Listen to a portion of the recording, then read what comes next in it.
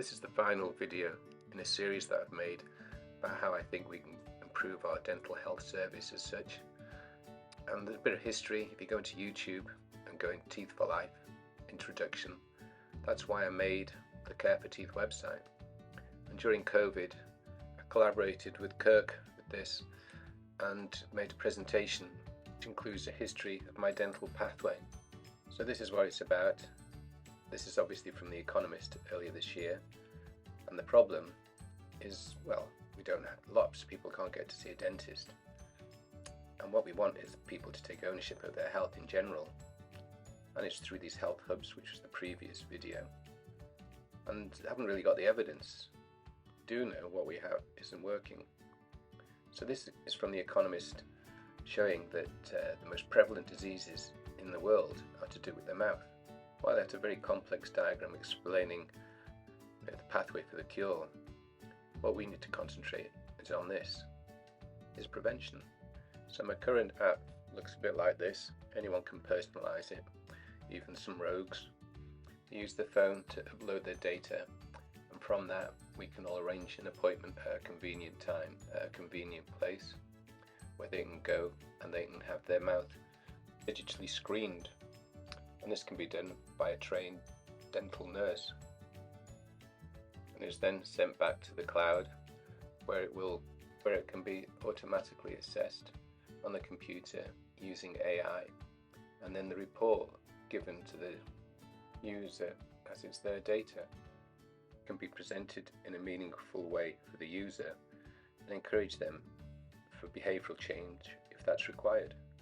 Process is very similar to what I was told when I left dental school. We need to check the adequate records. They can be done digitally, and then we want them to disclose their teeth and clean them and learn how to check themselves, the bleeding test, because this should work and it's cheap. So only when their teeth are clean enough do we scan and take an x-ray, because we know there's no point if they don't have good oral hygiene to do any treatment. From that we can give them the health assessment, in this case a dental health assessment, and we give them back their data.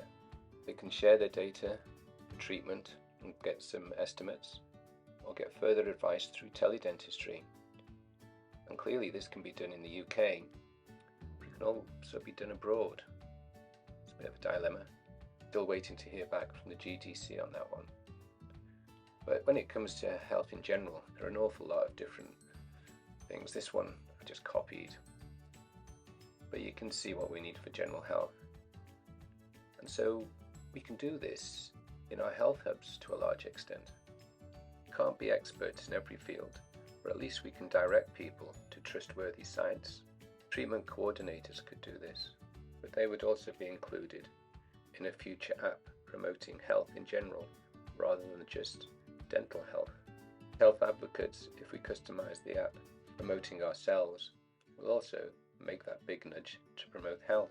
For a relatively quick health assessment, paramedics use news. We need to have all the digital devices in the same health hub, just to give people an indication of their general health. Take the blood pressure, respiration rate, temperature, a few other bits of data, and then what we can do is again put it on the cloud and give the people a snapshot of their general health, which lots of people now get daily on their watch. We need to embrace a lot of the information given through such mediums as TED Talk.